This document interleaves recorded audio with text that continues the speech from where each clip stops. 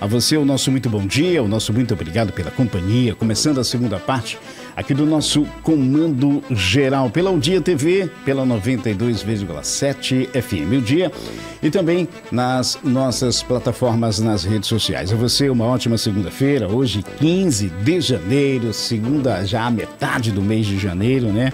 Aí de 2024, mês passando rápido e você aí já na nossa companhia. Então a você, o nosso muito obrigado pela companhia de todos os dias, pela companhia de todas as manhãs e começando mais uma semana, né? E vamos nós trazendo o melhor da informação para você. Bom dia, Eliezer. Bom dia, Magela Lima, Chico Gomes, ouvintes, telespectadores, internautas, a nossa equipe aqui presente. Muito bom dia a todos. É só o início da semana aqui no Comando Geral. Bom dia mais uma vez, Chico Gomes. Opa, bom dia, Magela, bom dia, Eliezer Rodrigues, bom dia ao nosso querido Fabrício, a você de casa, o nosso muito bom dia. Seguiremos juntos até as 8h15 da manhã com o estouro de audiência. Para você que nos acompanha, o nosso muito obrigado, 7h04. As primeiras informações do dia. Comando Geral, FM O Dia. E no nosso programa desta segunda-feira, transferência via documento de ordem de crédito, o DOC, e a transferência especial de crédito, o TEC, né? Vão aí acabar esta semana. O governo sanciona a lei que torna obrigatória a assinatura física ou procedimento de segurança na contratação de empréstimos bancários por idosos. E agora, já vamos dar aqui o nosso bom dia a Gerardo Fonseca, né, arquiteto e urbanista, eleito presidente do Conselho de Arquitetura e Urbanismo do Piauí para o triênio, na verdade, 2024-2026, que vem nos apresentar aí, né, as prioridades, os desafios para a sua gestão no CAU ou CAU. Bom dia, Gerardo. Bom dia, Eliezer. Bom dia, Chico Gomes. Bom dia, Magela Lima. Bom dia, os ouvintes da rádio FM O Dia. Enfim, assumimos esse desafio no Conselho de Arquitetura e Urbanismo por 3 anos, trazer a figura do arquiteto e urbanista para a sociedade, desmistificando aquela situação de que arquiteto é para as camadas mais abastadas da sociedade. Nós queremos trazer o arquiteto para próximo da população, queremos mostrar que o arquiteto é um agente de transformador social, que pode sim estar resolvendo muitos problemas com relação à habitação, com relação às cidades, mobilidade urbana, com relação também a essa questão da drenagem, ou seja, a nossa gestão no Conselho de Arquitetura e Urbanismo do Piauí é aproximar o arquiteto da sociedade, é fazer com que ele possa utilizar os conhecimentos adquiridos na universidade para melhorar a vida das pessoas. É disso que se trata a arquitetura, é do ser humano. E como trazer, né, para as pessoas, digamos assim, menos abastadas, né, trazer, porque quando se fala em arquiteto, quando se fala em urbanismo, né, as pessoas já veem aquele preço, né, é caro, não é para mim. Como que é esse trabalho, como vai ser, digamos, esse trabalho, ou que já, na verdade, já vem sendo feito, né, mas na sua gestão parece que será mais, digamos assim, pujante, né? Como é que é trazer o arquiteto para as pessoas, mostrar que não é aquele bicho papão que muita gente pensa? A gente pode fazer um resgate, né, da história da arquitetura. Os grandes faraós do Egito contratavam arquitetos para fazer o projeto das pirâmides, o próprio Vaticano, né, com o arquiteto Bernini. Então isso realmente no passado, né, se transformou em... trouxemos para essa ideia dos ícones, os grandes arquitetos, e realmente a população sempre projetou com suas próprias mãos, construiu com suas próprias mãos. Eu falo a população geral, o povo, as pessoas, né, a grande massa. E o que acontece é que a construção também ficou tecnológica. Antigamente você pegava um tijolo, você pegava uma madeira e e uma telha e você construir uma residência, você construir um abrigo, né? Hoje em dia os materiais estão mais tecnológicos e, por consequência, às vezes, em até algumas situações, mais baratas. Então, uma construção hoje em dia, a partir do momento que ela é planejada do seu início, ela se transforma mais barata. Isso já é o primeiro fator de aproximação do profissional de arquitetura com a sociedade. A partir do momento em que você contrata os serviços de um profissional que vai baratear o teu projeto, eu já vou estar abrindo aquele leque de possibilidades. Paralelo a essa explicação inicial, o Conselho de Arquitetura e Urbanismo do Brasil resgatou uma lei,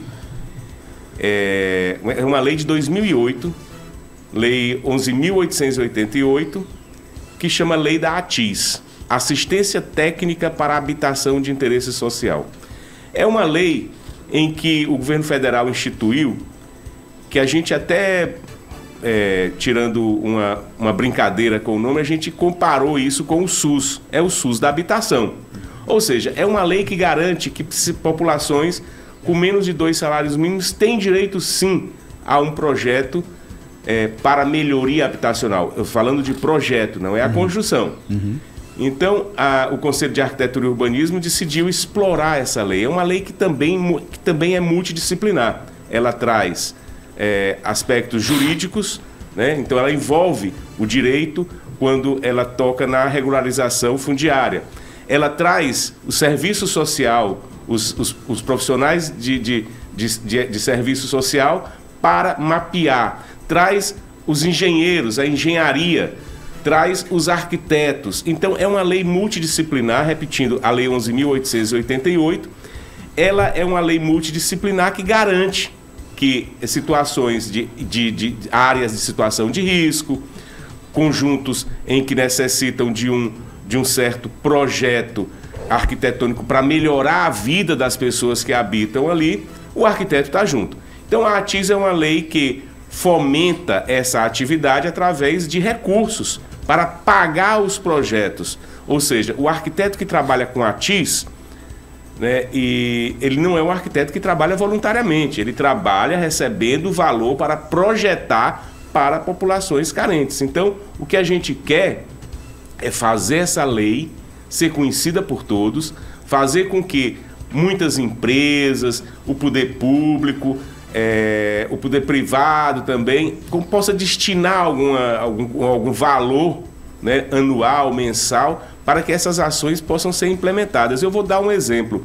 O primeiro projeto de ATIS em Teresina foi realizado pelo Conselho de Arquitetura e Urbanismo, no bairro Nova Jerusalém, na casa de uma senhora que ela era cadeirante. E a casa dela tinha uma rampa na frente da casa dela, que dificultava o acesso dela para a sua própria residência. Fora isso, detalhes construtivos dentro da sua pequena residência impediam com que ela pudesse se transitar dentro da própria residência. Então os arquitetos foram, né, fizeram... É importante ressaltar que essa verba saiu do Conselho de Arquitetura e Urbanismo do Piauí, que destinou 2% da sua arrecadação para bancar projetos de ATIS. Então a casa dessa senhora foi totalmente reformada, foram mudadas paredes de lugar, foram abertas janelas para ventilação e a entrada também do sol, que é necessário que a gente coloque o sol e o vento dentro das residências para expulsar as doenças, não é isso? Então foram feitas adaptações na casa dela, pequenas adaptações, projeto. Depois desse projeto feito, uma empresa, se eu não me engano, não tenho certeza, bancou a obra. Infelizmente, essa senhora veio a óbito logo assim que a casa dela estava pronta, mas isso não foi... O pouco tempo que ela teve para conviver com a casa dela reprogramada pelos arquitetos foram excelentes para ela, entendeu? Porque o arquiteto, ele pôde observar que pequenas mudanças iam fazer uma transformação gigantesca na vida dela. E é esse detalhe em que o arquiteto pode estar ajudando toda a sociedade. Às vezes, você constrói por conta própria e você esquece que uma abertura zenital, a abertura de uma janela bem posicionada, porque o arquiteto, ele estuda na faculdade de onde vêm os ventos, de onde é o vento predominante, como é a movimentação do céu, do sol na abóbora. Então ele sabe onde vai ter uma insolação na hora certa, ele sabe de onde tem que vir a ventilação, ele sabe onde tem que usar todos esses mecanismos que foi ensinado na faculdade, ele sabe como utilizar numa residência. Como ele me colocou aqui, que qualquer um de nós podemos chegar e dizer assim, ó, eu quero construir minha casa dessa forma, desse jeito, e desenhar o formato que quer. Agora, para garantir que ela seja uma casa bem projetada, uma casa com segurança, é necessário que o arquiteto possa dar o seu aval, fazer o seu projeto, dizer, olha, a forma mais segura é essa. E pode até adequar aquele projeto que o Magela, não, eu quero esta casa desse formato. Você vai lá e adequa, dando as condições que ela seja construída de forma segura. Exatamente. Primeiro vem o aspecto legal. Para que você possa fazer uma construção ou uma reforma, você precisa ter um profissional responsável por esse projeto. Primeiro é o aspecto legal. Segundo, vem o aspecto, sim, da convivência do profissional, do arquiteto, com o interessado, o cliente. O cliente tem que se abrir para o arquiteto, ele tem que dizer o que é que ele deseja, o que é que ele sonha para a casa dele. Porque, na verdade, o arquiteto vai traduzir aquilo em concreto.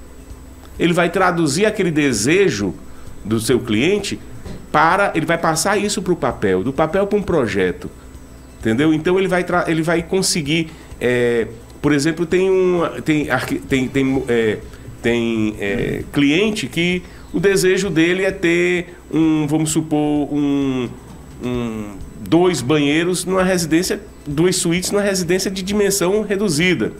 Então o arquiteto vai conseguir, através dos seus projetos, modificar aquilo em planta para poder dizer se aquele sonho é verdade, é real, se ele realmente pode fazer, se é possível ou não. Porque depois que você começa a construir, para derrubar depois é muito mais caro. Então o projeto tem que ser no papel, a dimensão tem que vir para o papel, o estudo tem que ser na mão. Quando tiver acertado, aí você passa para a construção. E uma coisa importante que a gente foi parar para pensar também, não é bom você construir, você levantar a sua casa aleatoriamente. Por quê? Porque amanhã você poderá ter problemas com a prefeitura, poderá ter problemas no caso digamos aí, eu quero fazer um empréstimo, vou empenhorar a casa, ou seja, todos esses órgãos, né, vão pedir documentos específicos assinados pelo arquiteto, enfim, pelo engenheiro, e aí? Né? Então é bom você procurar ter, né, esse acompanhamento para que a sua obra esteja segura, garantida, legalizada, né? Exatamente. Veja bem, nós não somos seres únicos, nós vivemos em sociedade. Então tudo que eu fizer na minha casa, eu posso estar afetando o meu vizinho. Então o poder público serve para isso, para tentar proibir com que o meu excesso vá trabalhar o meu vizinho. Eu não posso simplesmente construir uma parede, tá? E não ter um recuo de ventilação. Eu vou submeter o meu vizinho a uma sombra, vou submeter o meu vizinho a uma situação de desconforto, porque então, o poder público ele existe para isso, né? Para adequar os projetos e cobrar do que a sua obra, que a sua casa, que a sua individualidade não vá atrapalhar o teu vizinho. E é uma das coisas que mais acontecem, né? A pessoa usar o terreno por completo, né? Usar o muro do vizinho, que às vezes não fica gostando muito, né? E eles não estão com a ajuda de um arquiteto, ele pode, né? Então, portanto, digamos aí, amenizar essa situação. Fora que se ele usa todo o limite do lote, ele vai perder a qualidade de vida. Ele não vai trazer para dentro da casa dele a ventilação necessária, a troca de ar dentro da casa, ele vai manter as doenças ali presas. Sabe? Aí acontece das crianças estarem sempre gripadas, as pessoas não têm qualidade de sono, porque nós vivemos numa região muito quente. Teresina é uma cidade muito quente, Piauí é muito quente. Então, se você não priorizar uma renovação de ar dentro da sua residência, se você não priorizar uma entrada de iluminação natural, você não vai ter qualidade de vida. Doutor, agora, qual que é a vontade? Eu gostaria de saber acerca do mercado, como é que tem funcionado a dinâmica para os novos arquitetos e urbanistas, ou até mesmo para os mais experientes, quais os segmentos de atuação, as formas de trabalho que vocês desempenham no dia a dia? Olha, eu costumo dizer que o curso de arquitetura é um dos cursos mais completos que existe no mercado. Então, o profissional de arquitetura e urbanismo, ele ter uma formação muito ampla. O arquiteto após formado, ele pode trabalhar em muitas áreas. Projeto de arquitetura é só um deles. Pode trabalhar com legalização fundiária, pode trabalhar com engenharia de segurança do trabalho, pode trabalhar em lojas vendendo materiais, pode partir pode trabalhar com iluminação, pode trabalhar com acústica, pode trabalhar com várias áreas. Então, vai depender muito da criatividade e do desejo de cada um, né? Hoje em dia, você se forma em arquiteto não é só para fazer planta residencial. Você pode cuidar. Na verdade, o arquiteto cuida do macro e do micro. Ele vem lá da cidade, ele estuda a cidade, a questão de mobilidade, a questão de como os carros podem estar transitando, como eles podem estar estacionando, como o transporte público pode estar impactando. O arquiteto trabalha os parques, as praças, as ruas, os bairros, as residências, tá? Então é muito amplo o espectro de trabalho do arquiteto. Ele precisa se reinventar após a faculdade para encaixar onde ele tem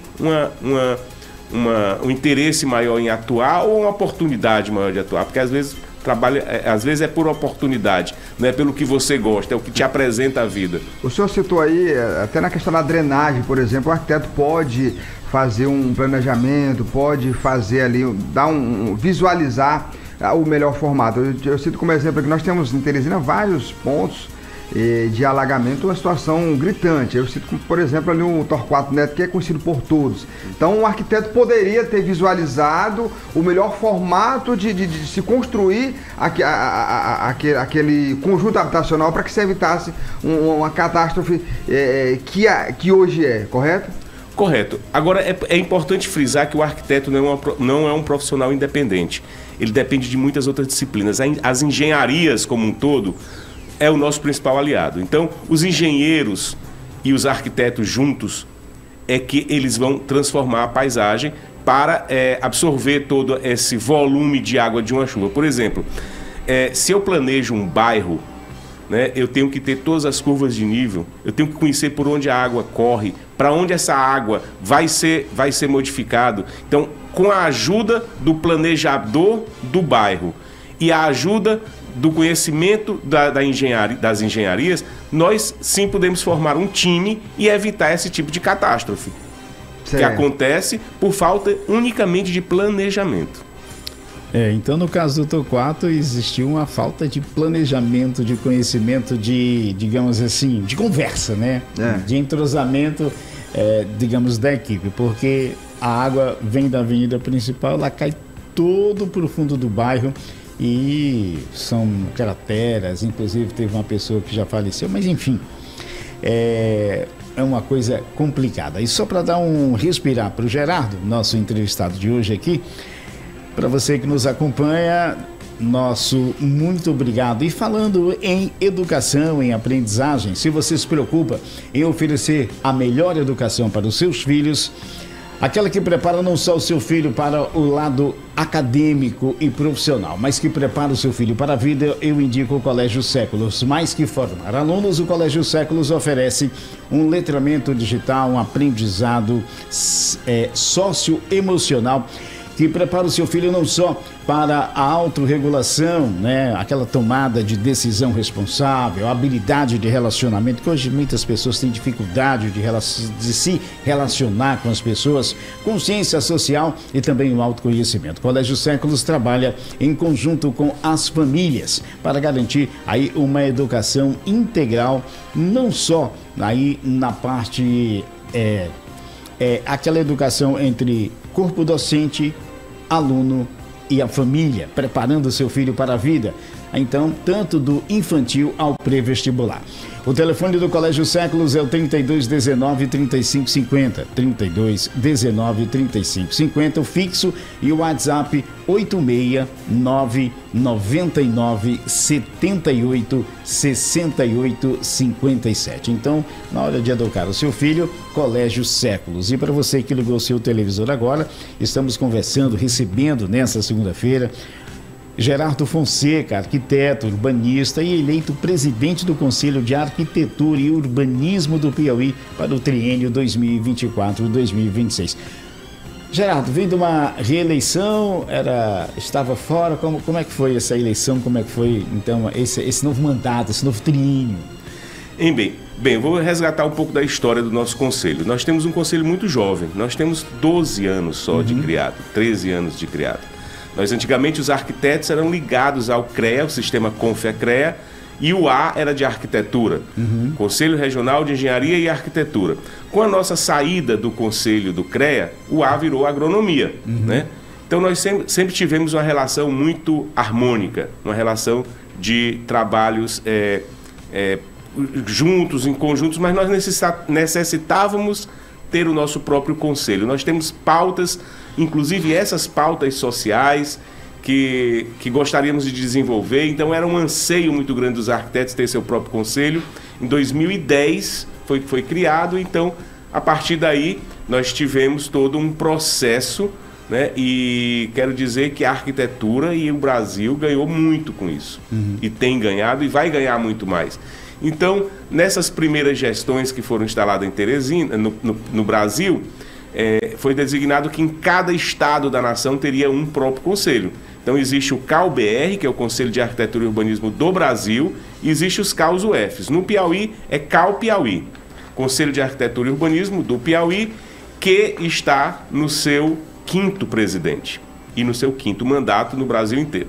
Então nós já tivemos aí o presidente arquiteto e urbanista Sanderlan, nós tivemos Emanuel Castelo Branco, nós tivemos o arquiteto Wellington Camarço durante 2 gestões, e agora eu estou assumindo todo esse legado desses gigantes, né, que deixaram um trabalho impresso na nossa sociedade. Eu entrei no conselho como conselheiro suplente na gestão ainda do presidente Emanuel Castelo Branco, e na gestão subsequente eu fui eleito conselheiro federal. Então eu estava em Brasília com essa pauta da arquitetura. Uma vez por mês a gente se reunia em Brasília, estudava toda essa situação, fui reeleito, né, e agora fui chamado para assumir o conselho em Teresina, no Piauí. E é um desafio.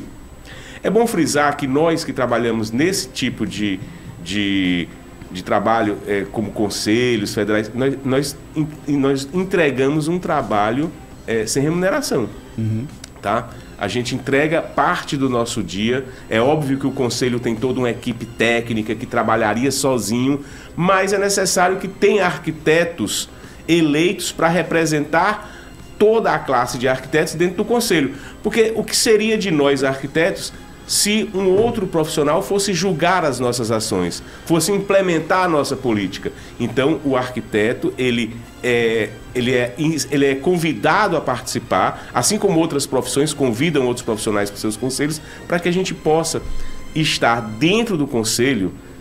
Aí é onde é o principal. Não estaremos defendendo a sociedade, não estaremos defendendo o arquiteto, estaremos defendendo a sociedade. Nós somos uma autarquia pública federal. Conselho de classe é uma autarquia pública federal que defende a sociedade. Ou seja, se tiver um arquiteto trabalhando errado, quem vai julgar é o conselho. Se tiver um leigo trabalhando, fazendo arquitetura, quem vai proibir é o conselho, quem vai fiscalizar é o conselho. Se as faculdades de arquitetura estão trabalhando, então, os conselhos de classe servem para isso. Quem defende o profissional são os sindicatos e as associações. Os profissionais são representados por essas entidades, que são órgãos associativos, associações e os sindicatos. Os conselhos de classe defendem a sociedade. São quantos arquitetos e urbanistas hoje em atuação no Estado? Nós já ultrapassamos 2.000 arquitetos no Estado do Piauí. Perfeito. O Conselho, além desse trabalho, ele oferece algum serviço, algum amparo social para os associados? Como é que funciona essa questão? Ainda por ser um conselho muito jovem, nós não temos, por exemplo, como a exemplo do CREA, uma mútua, que é uma caixa de assistência. Nós não temos ainda. É um conselho muito pequeno, um conselho que vive de anuidades e vive também de registro de responsabilidades técnicas. Ou seja, a gente tem um trabalho meio cartorial de organizar todo o trabalho e o arquivo dos profissionais de arquitetura e urbanismo, porque esses profissionais precisam que esses arquivos estejam guardados e respaldados, porque eles podem participar de licitações que precisam exibir aqueles registros, né? Então, se eu fiz um projeto aí de 8 mil metros quadrados, um projeto hospitalar, e eu emiti um documento, o nosso conselho guarda esse documento. Quando você for precisar de um atestado que de fato você construiu, de fato você projetou aquela edificação, o conselho dá o documento. Você tem capacidade técnica, sim, de efetuar. Então você pode participar de licitação e tudo. Então tem esse trabalho cartorial do conselho. E tem o trabalho do conselho de fiscalização, tem o trabalho do conselho de pugnar pela arquitetura, ou seja, como eu estou hoje aqui, dedicando um espaço meu, da minha agenda privada, para falar sobre os arquitetos. Então, é mais... E também, importante, eu estou falando para a sociedade. Porque eu falar para o arquiteto é como se eu estivesse falando com o meu próprio umbigo. O arquiteto sabe de tudo isso, quem precisa saber é a sociedade. Então, a oportunidade que vocês estão nos dando é para isso, para a gente abrir o leque e, de fato, estar em contato com a sociedade, aquela parcela da população que de fato precisa de um projeto de arquitetura e que tem um medo. Eu vou contratar, mas vai me cobrar muito caro, não vou precisar, vai ser necessário. Eu digo que, primeiro, tem um aspecto legal, é necessário sim ter um projeto. Segundo, que se você projetar antes de você construir, você vai economizar muito. É verdade.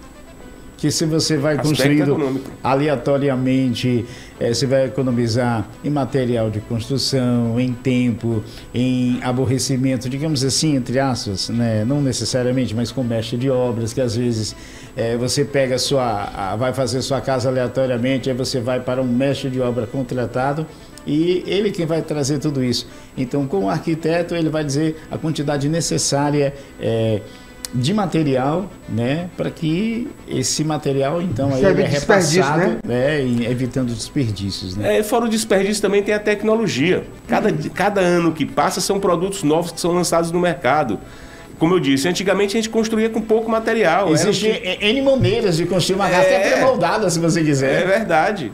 E isso aí é para baratear. Às vezes uma telha substitui um forro, entendeu? Tem certas telhas hoje em dia, que a telha termoacústica, que ela substitui o forro. Então, assim, existem formas de você construir que vai te baratear e vai otimizar a tua construção. Em Teresina, 7h30, conversamos aqui com Geraldo Fonseca, arquiteto, urbanista, né, presidente do Conselho de Arquitetura e Urbanismo do Piauí, para o biênio, aliás, o triênio 2024-2026. Geraldo, qual a mensagem que você deixaria, né, para os arquitetos, enfim, né, nesse novo começo, nessa nova caminhada, aí, né, frente ao Conselho? Bem, a mensagem que a gente está começando, é nosso primeiro mês. Nós vamos manter um trabalho. O CAU Piauí é um CAU reconhecido no Brasil inteiro em níveis de fiscalização, em níveis realmente de utilização dos recursos. Nós alcançamos os melhores índices Brasil, em comparativo Brasil. Então, nós precisamos disso, manter esse trabalho para que os arquitetos sintam-se amparados, né, no seu trabalho do dia a dia, saber que vale a pena manter essa profissão que ele escolheu. E com relação à sociedade, a nossa expectativa é que a sociedade se aproxime mais do profissional de arquitetura, né? Deixe de ter esse receio, deixe de achar que porque ele projetou grandes palácios, porque projetou, por exemplo, Brasília, que é um exemplo fantástico de arquitetura e urbanismo, ele não pode trabalhar e fazer a sua residência, a sua sala, a sua ampliação, a sua reforma, a sua construção, enfim. Busque primeiro o profissional, se aproxime. Tocou num ponto importante. O que eu faço para encontrar um desses profissionais? Olha, geralmente tem um conhecimento, né? Hoje em dia todo mundo está nas mídias sociais, nos Instagrams. De cada um? Desculpa? É no individual de cada um ou tem, digamos assim, um conselho? Nós temos no conselho um mecanismo chamado Ache um Arquiteto. www.caubr.gov.br ou www.caupiauí.gov.br. Você entra, numa das abas tem Ache um Arquiteto. Então, lá existe arquitetos, por exemplo, da sua cidade. Vamos supor, quando o conselho começou, nós tínhamos 3, 4% de arquitetos no interior. Hoje em dia, nós já temos mais de 18% dos arquitetos formados estão no interior do Piauí. Muitos deles com escritório em Teresina e também no interior. Ou seja, você tem que buscar. Primeiro você busca no site do conselho, depois você pode pegar esse arquiteto e vai olhar nas mídias sociais dele, vai olhar no Instagram, vai perguntar quem já trabalhou com ele. Ou seja, a gente, por força de normas profissionais, nós não podemos colocar outdoor. É como advogado, a gente não pode oferecer nosso trabalho sem ser convidado, está na lei. Então, infelizmente, a gente não pode fazer propaganda. Então, é o boca a boca, é o site oficial do Conselho, é o Instagram, é o TikTok. É por aí onde a gente tenta expressar o nosso trabalho e é onde a gente procura ser encontrado. E conversamos aqui com Geraldo Fonseca, muito obrigado, um excelente começo de semana e valeu a pena esse bate-papo para que as pessoas conheçam um pouco mais aí do que seja, né, do que venha a ser, de como encontrar, de como agir aí com o arquiteto. Muito obrigado, Geraldo. Eu que agradeço o espaço, os arquitetos do Piauí agradecem a FM e o convite. Muito obrigado. Vou mandar aqui um abraço ao João Magalhães, companheiro jornalista que cuida lá da comunicação do CAU. É o nosso assessor de comunicação, João Magalhães.